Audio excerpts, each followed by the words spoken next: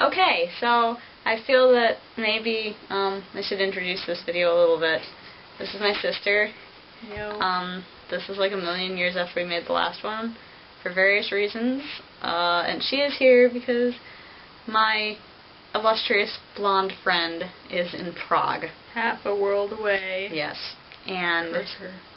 Indeed. And we are going to read a fic that I found that looks pretty bad, although I haven't read it yet. I don't even know what it's about. Yeah, she's like, doesn't even know what's going on.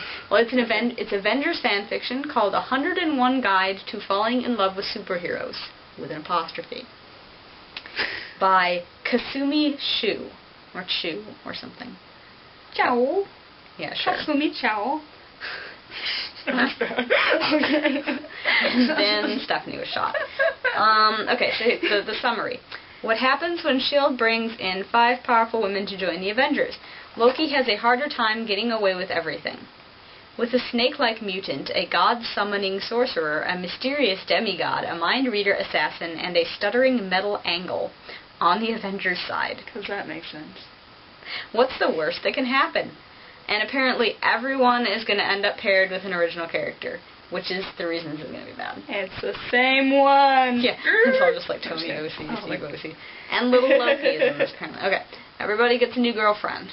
The God Summoner and the Knife Thrower, Chapter 1. Oh, okay. You can start. 2 women stood silently behind Agent Coulson as a helicopter later in front of them. What? Okay. Alarms were going off everyone, but none of those 3 seemed bothered by the sounds or people rushing around them. Great. The door of the helicopter slid open, and Agent Hill climbed out, closely followed by Director Fury. Director Fury... It's not... Okay. Towards... That's not how what? Oh, wait. Director... You don't call him Director Fury? I don't know. Isn't he the director? I have no idea. I don't remember. That sounds wrong. Walked towards Agent Coulson and the 2 women, Agent Hill right beside him. I sincerely hope for the rest of the story everyone is referred to by, like, their title and last name. Like, no abbreviations or anything. Except they're not, because in this paragraph he turns into Fury. But I'm just, I just skipped something. How bad is it? Director Fury yelled out over the sound of the helicopter. That's the problem, sir. We don't know. Oh. Shut up! I can do it. Agent Coulson replied. Fury frowned in annoyance before sparing a glance at the 2 women behind Agent Coulson. Neither woman was staring at him. Oh, they did it right. Okay. But rather watching anyone around him. I can't read. He didn't... I want it to be wrong, so I keep saying it wrong. Right, yeah. He didn't say anything for a moment before the group turned and headed towards the main building. They quickly got into an elevator and headed towards the lower levels underground. Dr. Selvig read an energy surge in the Tesseract 4 hours ago. Wait, isn't this like the beginning of the movie? It sounds like it. Except there's an extra woman. Oh boy, because that's what we needed. I'm sorry. Yay. Agent Coulson said as he followed the 2 women with Director Fury and Agent Hill beside him. Wait, hang on. There's 3 women? They just keep multiplying. It's because there were 2. Oh, wait, there were 2 with Coulson and then then Agent Hill came with Fury. The 2 women shared a look before rolling their eyes. NASA didn't authorize Selvig to test the Tesseract, Director Fury said as he glances at the 2 women in front of him before turning back to Agent Coulson. Because keeping it all in past tense is too hard for us. He wasn't testing it. One of the women replied as she glanced over her shoulder, and her orange-colored eyes locked with Director Fury's. Why are her eyes orange? He wasn't even in the room, the other woman said as she flicked some of her short, chocolate-brown hair out of her face. The first woman... Yeah, you could do it. The first Not woman... in my face, though. How do you... But if it's short, then it wouldn't be in your face. Yeah, exactly. Okay. The first woman dropped her gaze from the directors and turned to look at the other woman. Spontaneous advancement. Agent Coulson said. Advancement. Coulson is just saying nonsense. Sending It's us like constant vigilance. constant vigilance. That makes sense. Like in context, this doesn't.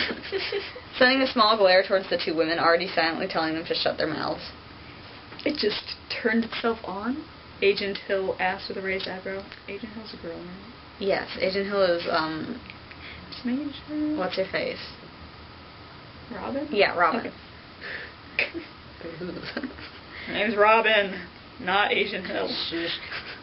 Kids, did I tell you about that summer when Robin joined S.H.I.E.L.D.? Anyway, what are the reading levels now? Director Fury asked as he stared at the two women leading the way. 2nd grade. Climbing. When Selvig couldn't shut it down, we ordered the evacuation. Well, they did. I know. Agent Coulson said. Agents ran around them everywhere, trying to evacuate the area. How long to get everyone out? Director Fury asked. Campus should be clear the next half hour. The two women shared an amused glance at each other, already knowing what the director would order. Do better. Agent Coulson spared one last look at the two women before nodding and turning around to help everyone else back. Who the fuck are they? This is riveting. Yeah, it's like continue. It's like I watched Guys, this movie. did it happen? And it was yeah. a good movie. Are we evacuating? Yeah, we'll do better. And it was better in the movie. And I already know the in the movie movie. is better than everything. So. Yeah. About two women. I think it's your turn. The two women, along with Director Fury and Agent Hill, slowly descended down the stairs that would lead them to the room. Because it's not like they have any reason to hurry. Well, okay, wow, that's stupid. They're like running. That would lead them to the room where the Tesseract was being held. Sir, evacuation maybe. Instead of like maybe. It's one that word. was Futile. Total quote. Yeah, I know. Total. They're quoting it. But these chicks are just here for some reason. Agent Hill said, the woman with orange hair rolled her eyes, causing the other one to chuckle softly. Fuck off, lady. We should tell them to go back to sleep? Quoted, and badly. Director Fury asked as he glanced over his shoulder at the three women behind him. The women with orange eyes grinned at the director. What was that, Agent Book? Oh, she's a name. Director Fury asked, glaring at the other two agents behind Agent Hill. Nothing, sir. Agent Book said as she glanced at her partner. He was grinning. Agent Book. So funny. And Agent Table. No. If we can't control the Tesseract's energy, there may not be a minimum safe distance, Agent Hill said as we reached... What are you doing?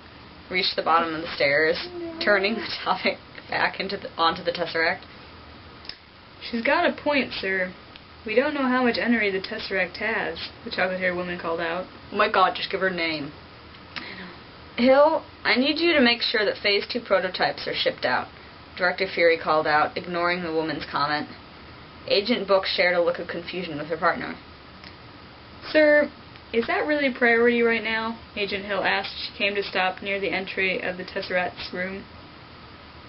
The Tesseract. Fury span around. Span? No, oh. Incorrect. The two women stopped in the doorway of the room, silently watching the small talk. Sorry. Silently watching the small talk. Until such time as the world ends, we will act as though it intends to spin on. That was like one of my favorite lines in the movie, by the way. Pretty good. Fuck you, author. Clear out the tech below. Every piece of Phase 2 on a truck and gone, Director Fury said, ignoring the other two women there. As we wish we could. Yes, sir, Agent Hill mumbled as she walked off with two other soldiers. Director Fury turned to the two women standing in the doorway. Who are you? Get the fuck out. Okay, sorry. Exactly what it says. Right there. And the story ends. Agent Brooke, Agent Drake. The two women nodded as they stepped to the side, letting Fury walk past them into the room. The two women followed him in, walking quietly and silently behind him. That is not a sentence. Talk to me, Doctor. The two women rolled their eyes at the tone of their boss's voice. Why are they so eye-rolly? Something important is happening here. They're grinning and eye-rolling and... Director Fury is, like, played by Samuel L. Jackson, who you do not fuck with, and everything is wrong. Okay. Director Selvig Director. Dr. Selvig said as he stepped away from the Tesseract and towards the small group. The two women shared a glance before walking away from the director. Stop. Okay. Stop These existing. two women are completely unnecessary. They're unnecessary and unprofessional. Make them What just... the fuck? I don't Okay. want them here. You as bored as I am? Ancient Drake asked nervously. She ran a hand through a short oh, she's got a name. Wait. She got a name before, like, 3 paragraphs. Her short... Pay attention. chocolate hair. As she glanced towards the Tesseract. Oh, yeah. Agent Book mumbled as she pulled out a book and leaned up against a random table. Just a random table. Whatever. Wasn't Barton meant to be here? Agent Book mumbled as she opened her book and started flipping through it. She came to a stop of one page and let her orange-colored eyes slowly scan the page in front of her. Why is everything about her orange? And this person is British because they spelled color C-O-L-O-R. Color. Book pulled a book out of her bag. I really want Drake to pull, like, a male goose out of her bag. Wait, no, a male duck. Those are Drakes, right? Something's a Drake. I think it would be funny. Okay, I'm hilarious. Yeah, Agent Drake said before being cut off. Agent Barton report. What would Barton pull out of the bag? Well, Barton's not like a noun. The two women Fury became would pull silent. Fury out of bag. Yeah, somehow. Became silent at the small demand heard over their earpiece. Stark would pull something stark. Okay. Well, that's not an adjective, I guess, so it's a little harder. Seems that way, Agent Book said as she flicked some of her black hair with multiply colored strips running through it out of her face. No, that was Her really bad. eyes left her page for a moment, giving the two women enough time to share a smile of amusement before returning them to her book. The two women stood there side by side, one watching everything and everyone around them while the other one read. I swear, they're just glancing at each other too much. This is getting uncomfortable. Hey, Book, Agent Drake mumbled softly after a moment, her light green eyes locked on the Tesseract. Agent Book grunted, not looking up from her book. Got a bad Please feeling just about fucking this. give her a different last name. I've got a bad feeling about this. Doesn't say about this. I know. I have a bad feeling. Agent Book looked up from her book and at her partner, a look of confusion on her face. Before anything could be said, the room went silent as the Tesseract started playing up. Agent Book slammed her book shut and took a defensive step in front of her partner, who pulled out a knife, because that would help. Neither one knew what would happen, but they were always prepared for anything. The two watched the Tesseract as it jumped and sparked before it opened a portal-type thing behind it. That's something that goes on. Can you see into the future or something? Agent Book joked dryly to her partner. Before Agent Drake could reply, a sudden burst of energy was sent everywhere, sending people stumbling backwards. Serpent. Agent Book said as her eyes locked onto a figure where the portal-type thing had opened up. Agent Drake took a few steps back and hid herself behind the closest of the many desks in the room. Other agents moved towards the figure hesitantly, unsure of what it was or could do. What does serpent have to do with anything? I have no idea. Fuck's That's sake. why It's I not just like hesitated. Voldemort I was like, disappeared. serpent! Well, he isn't Voldemort last time I checked. Sarah, please put down the spear. Agent Book had half a mind not to laugh at her boss' remark, but couldn't help the tiny chuckle that left her lips. Stop chuckling and stop glancing at things! Stop it! The figure looked at the spear in his hand for a moment before pointing it at Director Fury and Agent Barton and firing a blue fireball towards them. Agent Book covered her eyes as the ball hit something and exploded, sending equipment flying across the room. Everything happened quickly then. My God, I could just watch the movie instead of reading this, and it wouldn't have these annoying extra characters either. It would be so great. Guns were fired, more blue balls of fire were sent across the room. Agent Book stood where she was, watching everything. The figure looked around the room, and his eyes quickly landed on Agent Book. Interesting. Interesting. Yeah, he said. As he walked over to Agent Barton, staring at her boobs. Just kidding. Agent Barton's a man. I know. Agent Barton went to hit the man, only for the figure to grab his wrist and point his spear at Agent Barton's heart. What are you doing? Agent Book hissed, catching the figure's attention. It's not a sentence. And Want to find out? The figure asked with a smirk. A knife flew through the air towards the figure with amazing accuracy. The figure has amazing accuracy, not the knife being thrown. The figure with amazing accuracy, right. Yes. Agent Barton quickly grabbed the figure's arm and moved him out of the way of the knife, which instead of hitting its target got embedded in the wall. What? But he hasn't, possessed him yet. No. Anyway. No, she doesn't.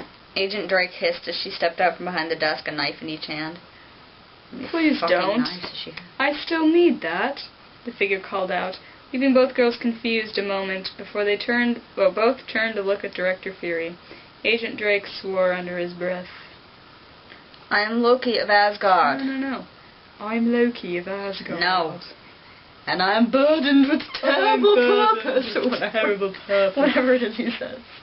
I'm Loki of Asgard. I look like someone just punched me in the face. Anyway, I make a lot of bad decisions.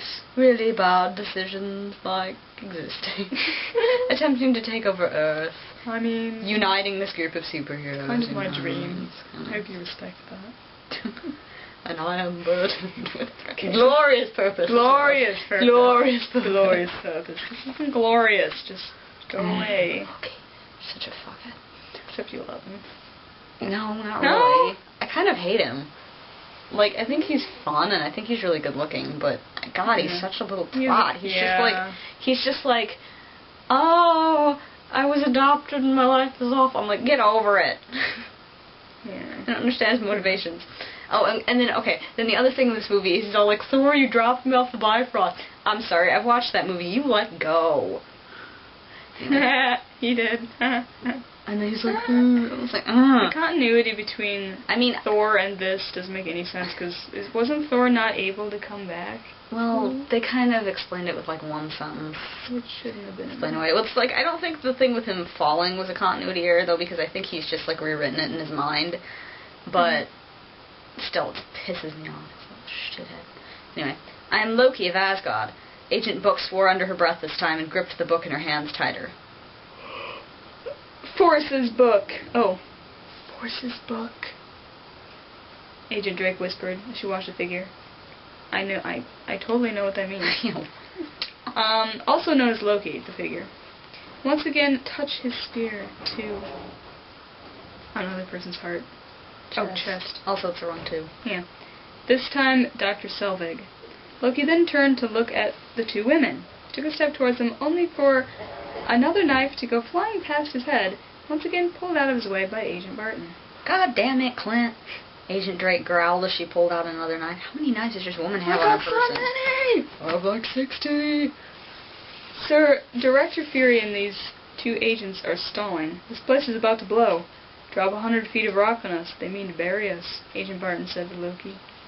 He's right. The portal is collapsing in on itself. You got maybe 2 minutes before this goes critical, Dr. Selvig confirmed. What's wrong with them? Agent Drake whispered to her partner, her eyes only leaving Loki for split seconds to glance at her partner. Mind control, Agent Book replied soft, causing Agent Drake blinked a few times. Yep. Really? Agent Drake said, unsure of her partner's answer. Agent Book nodded. Yeah, kind of hard to explain, Agent Book mumbled softly. So we what? Yeah. Drop him, Loki commanded. Barton pulled out his gun and shot at Fury. Both women sprang into action. Agent Drake sent a knife towards Agent Barton as he moved to grab the case. He dodged the knife by mere millimeters before grabbing the case containing the Tesseract. Agent Book pulled out her gun from the holster on her leg and fired it at Loki. Isn't Barton just headshotting both of them, boom, boom, alright? No. All of our problems have disappeared. I don't know. Don't bother with that woman, Loki said with a smirk, causing Agent Book to frown in annoyance and gripped the book in her other hand tighter. God, change her last name before I kill you. Oh. Who's saying that? I think Loki's still talking. Okay. Would you like to be at peace with yourself? He asked, his smirk growling large. Growling large. Growling. Agent Book fired a bullet at his head, which sadly didn't do what she wanted it to, and just bounced off the guy's head. Oh, skin. God, you can't read. Okay, also, this person uses the wrong to half the time, and they never put apostrophes where they need them. Yep. The guy's skin. It's like multiple guys with no relation to skin. Right, anyway. Wrong answer, he growled, firing a blue fireball towards the woman. Hephaestus! Agent Book called out. Stop calling out random shit! Seriously. As Loki fired the blue energy ball, light erupted from the book in her hand, and smoke appeared in front of her. Oh, okay. The fireball hit the smoke before disappearing. There was a small grunt before the smoke cleared to see a large man sitting on a large rock with an even larger hammer in his hand. So the hammer is larger than him and the rock? Whoa. Whoa. Holy crap, Loki eyed the large man who glared down at him. Smash him, Hephaestus. Agent Book commanded the large man, who lifted up his hammer and aimed to smash Loki.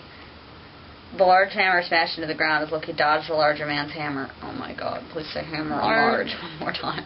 Also, okay, so she summoned Hephaestus, but why is Hephaestus just like, okay, I'll smash him with my giant hammer? Like, why isn't he like, by the way, I'm not actually the god of smashing things. I am the god of making shit. And being deformed. Hephaestus is cool. Oh, but. Otherwise known as Vulcan. Oh. Interesting, Loki called out, before quickly turning around and leaving the room. The man grunted in disapprove at the sudden disappearance of his target. What, he's leaving? It's okay, big guy. You'll get him next time. Why is he acting like the Hulk? Agent Book said, patting the man's leg. Oh, there's an apostrophe. You did well, thanks. The man gave one last look towards the exit Loki had used before disappearing in a puff of smoke. Hill, do you copy? Both women turned to look at Director Fury. Barton has turned. Agent Drake ran over and kneeled beside the director, slowly helping him up. Agent Book scans the room before leaping over the hole her summoning had created and over to her partner and boss. He's got the Tesseract. Track it down, the director yelled. As the three of them quickly left the room. The three moved quickly through the floors, heading toward the helicopter. We're clear upstairs, sir. We need to go. Agent Coulson's voice called out over the director's walkie-talkie.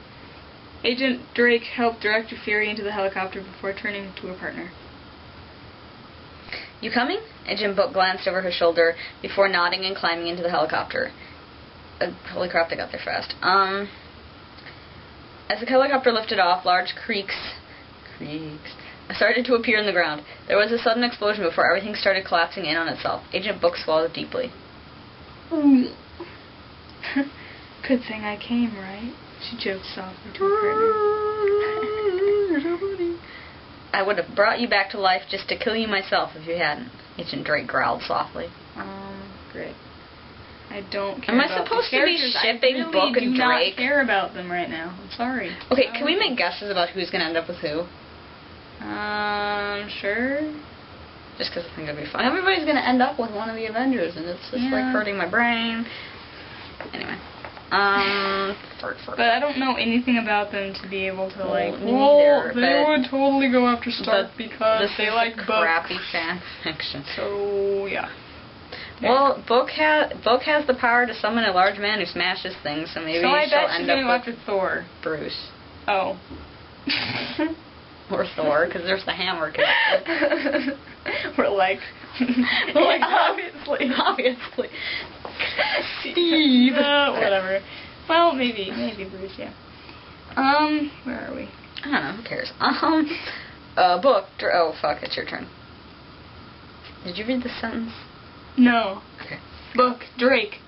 Both agents turned their attention to Director Fury. Be ready. Both women nodded as they got to their feet. Agent Book reloaded her gun, hoping she wouldn't really need it. You're a crap shot. Why do you even bother? Ooh. Agent Drake said with a grin. Better to be safe than sorry, Agent Book said with a small smile. True. Agent Drake mumbled before spotting a car on the ground. Is that them? The director nodded his head as he pulled open the door of the helicopter, gun ready to shoot. Why don't we use a bazooka? Why can't I use a bazooka? Bazooka! Agent Book called out, voice fill of excitement. Yes, excitement is what you're feeling at this moment. The incident in Tokyo, Agent Book blushed at her partner's comment, and Berlin and Newcastle and Agent Okay, you know what? Drake I'm kept shipping going. Book Drake. and Drake. That's what's Sorry. happening. That's what's happening. They keep glancing at each other. They glance at each other, they smirk, they And joke, you know what? they're partners. Most There of you the go. guys, most of the Avengers have canon girlfriends, okay? And I don't Yeah. want to split them up because most of them are really cute. Pepper's amazing. Pepper It's is the staying, best okay? ever. Sorry. Okay, she completes Tony, So right? that's He what even that's said what that. that's what our ship is. Okay. Cool.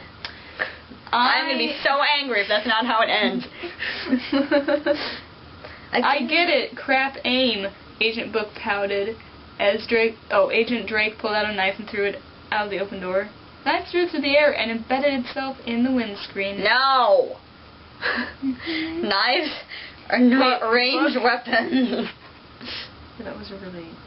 What does Drake even do anyway? She hasn't been useful at Drake all. it seems like the person that she would get together. Drake throws I feel like she knives. would go for Hawkeye. Oh. No, I bet they're all going to be het ships, too. Yeah. I don't know, Although because he's amazing at, like, just whipping out arrows and aims. And yeah. She's got the good aim. Yeah. I could see that. Alright, that'll be our guess. Is that glass bulletproof or something? I don't know, but you're throwing knives at it, which aren't exactly bullets. Agent Drake yelled in annoyance before another blue fireball hit the helicopter. Both women shared a look as the helicopter started to spin. Yeah, I'm sure they did. Now the second after director... Oh my god, it's spinning! Like, let's not grab onto something, let's look at each other. They're so in love. Now the second after Director Fury had jumped from the helicopter, the two women were out of the helicopter and rolling on the ground. Both quickly got to their feet. Agent Drake let a few more knives fly at the car. How many fucking knives does this woman have? Does Not she knives. knives, excuse me. How many knives does she have? As Agent 60. Book fired some useless bullets at the car alongside Director Fury. Director Fury, do you copy? Both women turned to look at Director Fury. The Tesseract is with the hostile force. I have men down. Hill? Agent Drake bent down, eyes closed. A lot of men still under. Don't know how many survivors. Agent Drake took a shaky breath at Agent Hill's report. Sound the general call. I want every living soul not needing rescue looking for that briefcase. The two women shared a look.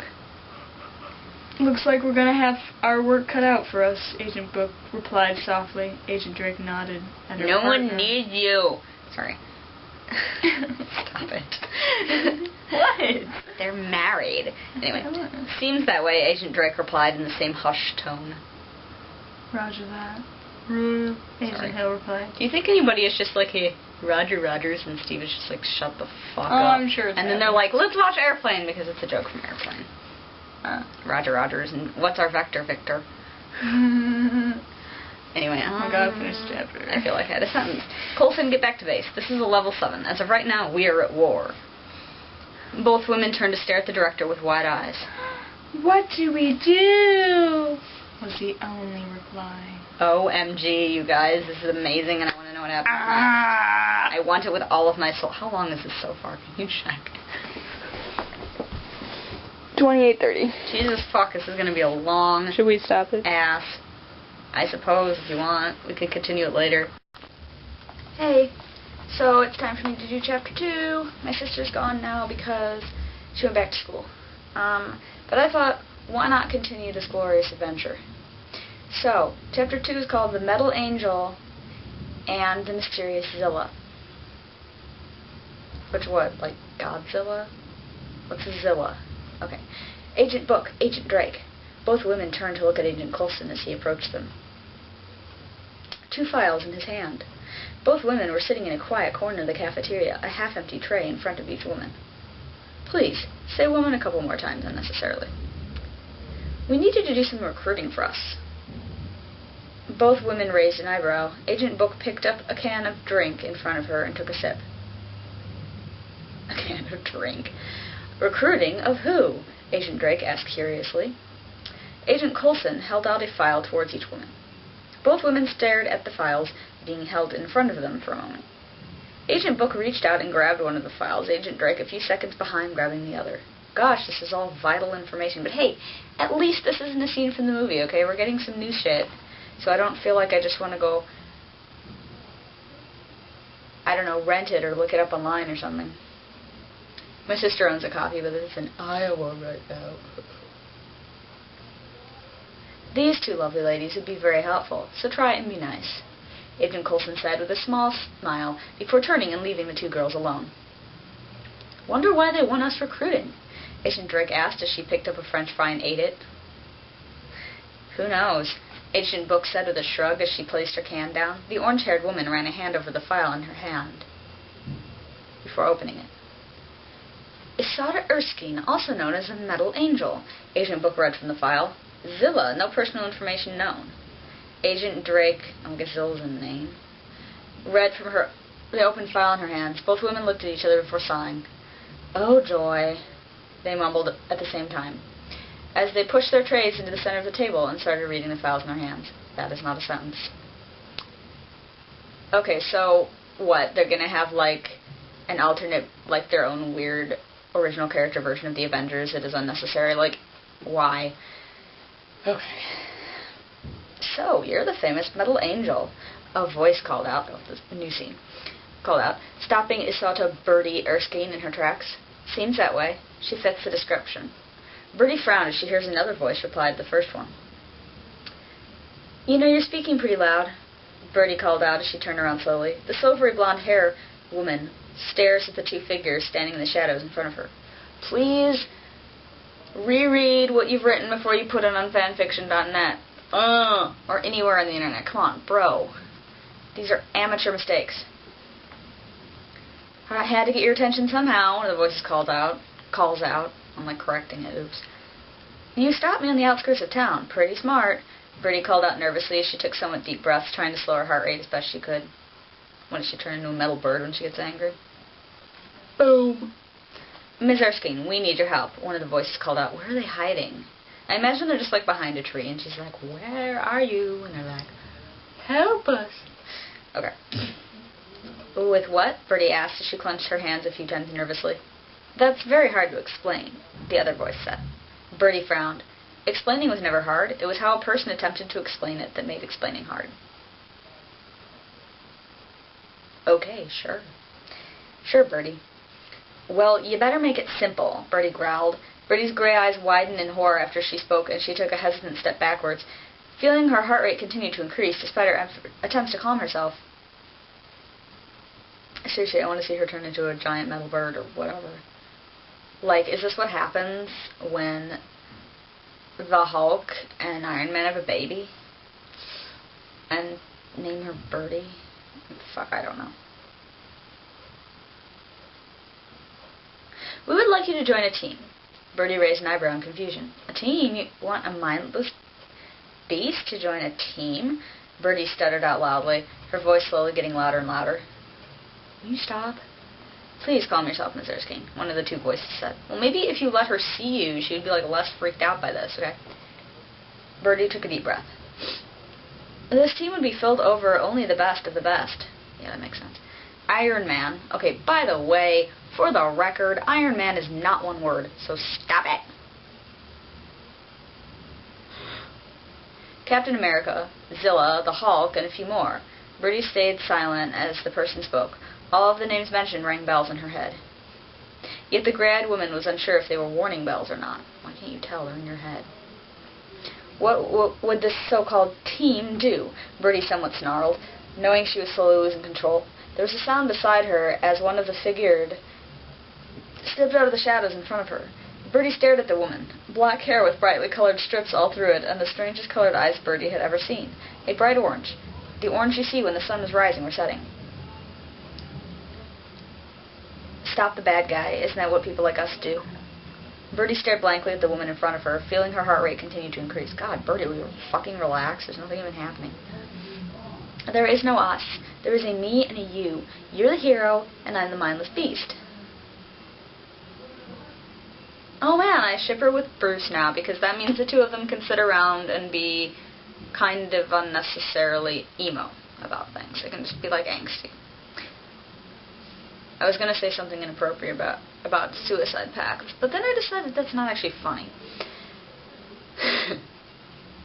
Okay, Birdie spoke clearly, all signs of nervousness gone from her body. Birdie then span around and started walking in the direction Span again. Spawn, you asshole. She had first been heading before she had stopped to talk. Bertie knew if she didn't leave soon, she was going to lose it. I don't think you're a beast, Miss Erskine. The other voice called out from in front of her. Bertie froze as the mystery woman walked out of the shadows in front of her. Bertie froze as she stared at this new woman. Short chocolate brown hair with extremely light green eyes that seemed to stare at a person's soul. Bertie glanced between the two women, suddenly feeling very trapped. I'm confused. Didn't somebody have orange hair in the last chapter? Whatever. Do you know who I am? Duh. Bertie final asked as his body started to shake. I'm missing a few letters there, dear. Her body shook wildly in fear as she felt it. She could feel all the metal in her body moving around, reshaping itself around her body but mostly towards her back. You're the metal angel, both women said hesitantly. Bertie chuckled dryly as she wrapped her arms tightly around her chest. Yes, the metal angel. Bertie spat before bright, shiny metals shot out of her back, tearing through skin and clothes to free itself. Ow, fuck. So she's like Angel Wolverine. So much less badass than normal Wolverine. Two large metal wings spread into the air as blood dripped to the ground. Oh, Jesus.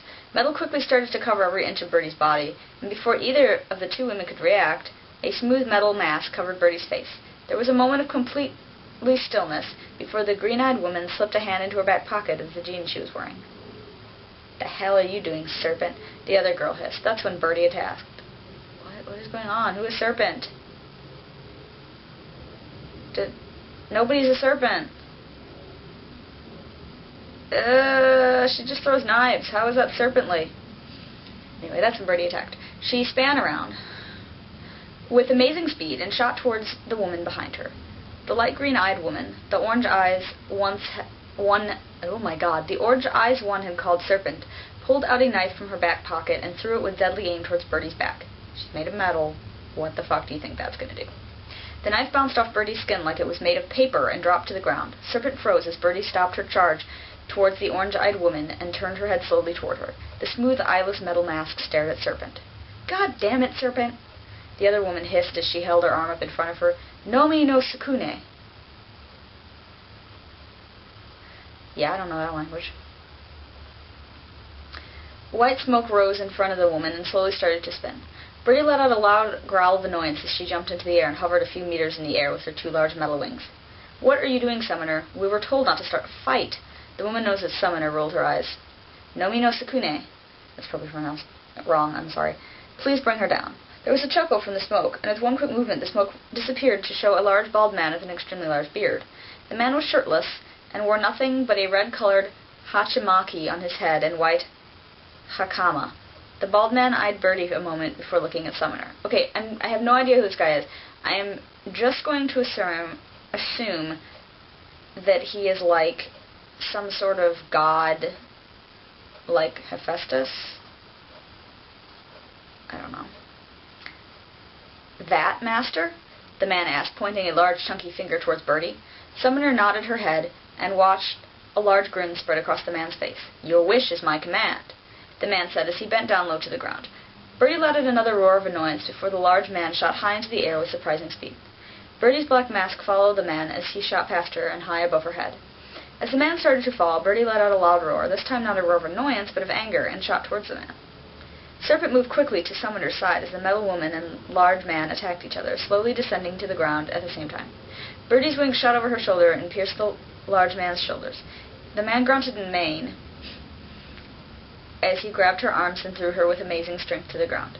The large man landed heavily on the ground and turned to look at the large dust clouds that appeared when Bertie's body hit that ground. He took a few steps forwards as the dust started to clear, showing the edge of a large crater. I am Nomi no Sukune, Japanese legendary sumo wrestler. Oh, okay. The large man, Nomi no Sukune, called out loudly. Yeah, we get it. We get his name. Fucking shorten it to something. There was another moment of stillness before two metal blades shot out of the dust crater and hit Nomi no Sukune in the chest. Can you just call him Nomi or Sukune? Fine. Sending him flying backwards off his seat. Bertie stepped out of the hole, completely unharmed. The metal woman sat there a moment, waiting to see if Nomi no Sukune would attack again. After a few minutes, Bertie let out a roar of annoyance once again. The smooth metal mask around Bertie's face disappeared. along with all the metal that had surrounded her body, till there was nothing left but 2 large metal wings on her back. Birdie stared nervously at Serpent and Summoner for a while before sighing. The gray-eyed woman shoved her hands in her pocket and, after a moment, pulling out a green container. Birdie screwed the white lid off and tipped a few white tablets into her hands. Birdie quickly swallowed the tablets in her hands while screwing the lid back on the container. After another long moment of silence, the silvery blonde turned to the 2 women staring with unsure eyes at her. Ich würde gerne mehr darüber hören, team. Translated, I would like to hear more about this team. Birdie replied in German as she slowly retracted her wings. Why is she speaking German all of a sudden?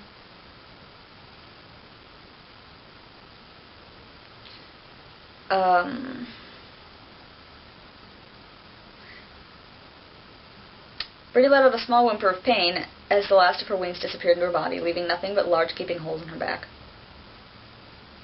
Sorry. Thank you, Nomi no Sukune. You did well.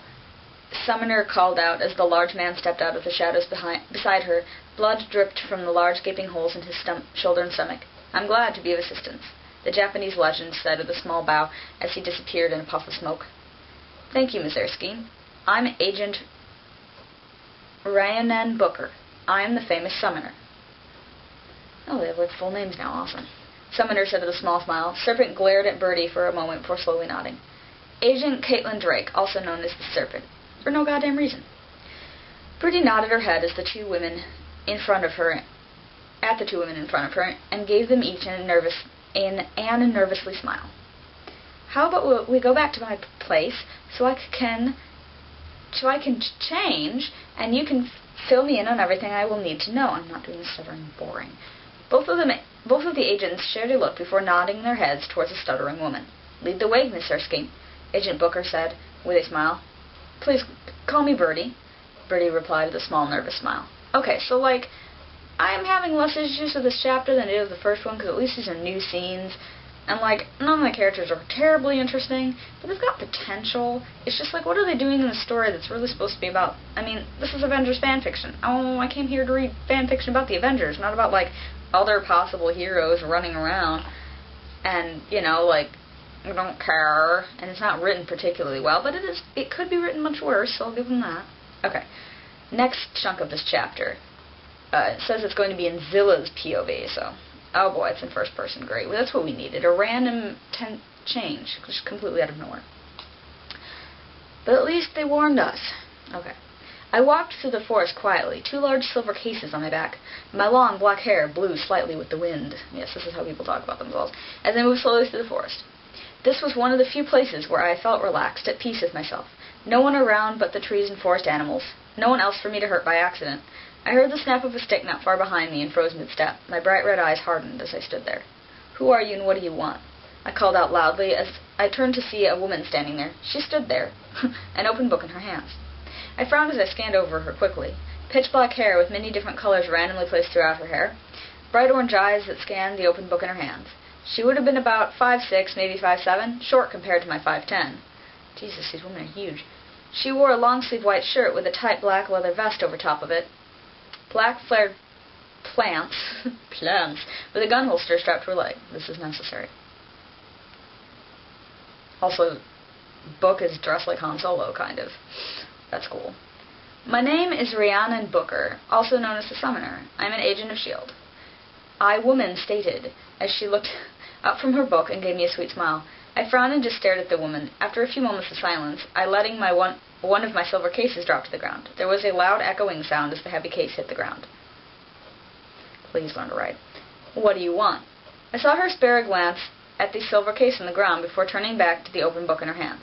She had stared at the case almost like she knew what was in it, which annoyed me. How much did this person know? We need your help. I raised an eyebrow at the woman as I bent down beside the case on the ground. I glanced around me as one of my hands undid one of the 3 locks in the silver case. Makes it sound like your hands are independent of yourself. Like, and then one of my hands over there was, like, undoing a lock. 25 man. 5 of them snipers positioned all around me. All locked and loaded to hit me. 18 men hiding in the shadows of trees, up to 100 meters away. And 2 people I'm unable to pinpoint exactly. I called out, watching as the woman, Rhiannon, head shot up from her book, startled and frowned. Okay, Why are there two characters who are, like, weirdly similar to the Hulk in their kind of superhero-ness?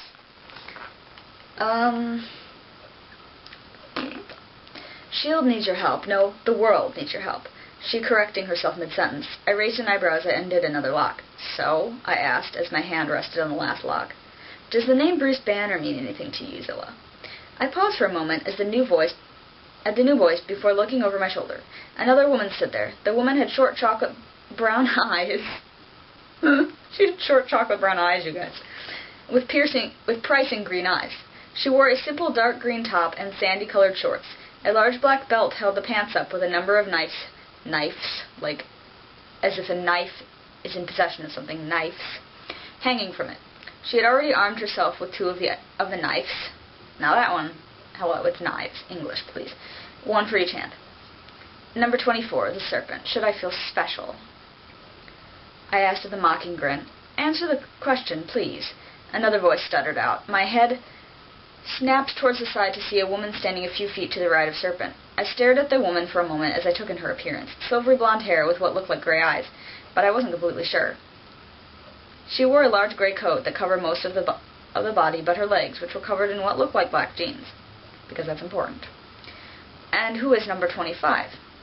I asked the woman after a moment, out of pure curiosity. She had to be someone special if I was unable to pinpoint her. Isolde Erskine, but please call me Birdie. Excuse me. I am also known as the Metal Angel. I stayed silent as the woman stuttered. Isolde Erskine had been... Okay. Please don't put a comma in between the subject and the verb of a sentence. Never do that. Nah. Isolde Erskine had been another person trying to make the super soldier serum, trying to remake what her grandfather had created. Okay. What? When would he have had kids? She had been close, or so I heard. Almost had it, but she was about to test it. Someone broke in and attempted to steal it, only for a number of liquid metals to fall into it and exploded, giving birth to the Metal Angel. Yeah, that makes sense. A beast of pure power that could barely be controlled. Pleasure, I said with a small nod. The woman, Birdie, bit her lip nervously but returned the nod. Now please answer the question, Zilla, Serpent called out, gaining my attention again. I raised my eyebrow in confusion. Yeah, what of it? I replied as I slowly undid the last lock. S.H.I.E.L.D. isn't just recruiting you. It's recruiting a number of people like you, including Bruce Banner and the Metal Angel, as you can see. I stared at Serpent for a while, soaking in everything she had just said. Like, how many people who, for lack of a better term, Hulk out do they really need? And how many do they really think they can control? Like, let's just stick with Bruce, right? Or, pick one. People like me. You're kidding me, right? I said with a bitter laugh and shook my head as I got to my feet. The only person I would say was like me is Bruce Banner. So how many other mindless monsters have you found? I growled loudly, causing all three of the women's body around me to tense. You're not a mindless monster. The woman, Rhiannon, said softly in an almost reassuring voice. I turned to look at her and laughed bitterly again. Oh my God, why isn't this chapter over yet, you guys? Do you want me to show you how much of a mindless beast I am? I growled as I pushed the now open silver case to the ground. Raina slammed her book shut, and a light glow erupted from her arm. I heard Birdie shift into position that would allow her to defend or attack if need be. Serpent twirled the knife in her hands a few times, ready to throw them with deadly aim I heard she had with them. We aren't here to fight, Serpent called out. I stood there a moment, glancing between the three women. My open case lay on the ground, ready for me to pull the large razor-edged blade from it. Why? What does S.H.I.E.L.D. want with someone like me? I growled out, turning my full attention to Rhiannon.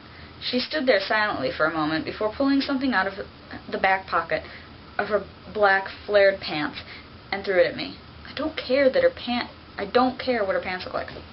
I caught it and raised an eyebrow as I flipped the phone around in my hand and stared at it. A picture stared at me, and I felt my blood run cold. I was looking at a picture of a blue shiny cube. Oh, terrifying. What is it? I asked, hoping it wasn't what I thought it was. Why does she know what that is? I glanced up at Rhiannon again. It's called the Tesseract, Serpent replied from behind me. I hold back the string of curses I wanted to use and instead stared at the picture for a while. It's not from around here, is it? I jokingly asked as I threw the phone back at Rhiannon. Not at all. It's from a place. It's for a far-off place called, Birdie said before I cut her off, Asgard. My question was rhetorical. I said with a small smile toward the amazed silvery blonde. So, Zilla, are you in? Rhiannon asked, her arm still glowing inhumanly. I bent down and shut my silver case, locking it up again. "If you can get Bruce Banner to go, then there is no point arguing with you," I said as I turned around and started heading towards Serpent. She glared at me, knife still ready to throw. "Where do you think you are going?" she asked as I walked past her. "Home. If you want me to fight, I'm going to need all my equipment," she said with a smirk of amusement. "Give me a time and place, and I'll be there. Tomorrow, 6 a.m., here," Randon called out after me. I stopped walking and turned to face the three women behind me. "I'll be here. It would be a very enjoyable experience to work with women like yourselves," I said as a shadow shot out from under me and pulled me under, letting me disappear in the blink of an eye. So what the fuck can she do? Well, everybody, I'm sure you enjoyed that. That was the amazing second chapter of this amazing story. Oh, if you care, holy balls, there's 26 chapters to this thing. Oh my god, I didn't realize it was that long. Well, that's certainly not happening ever. Or at least not anytime soon. Okay, that's enough for right now. Bye.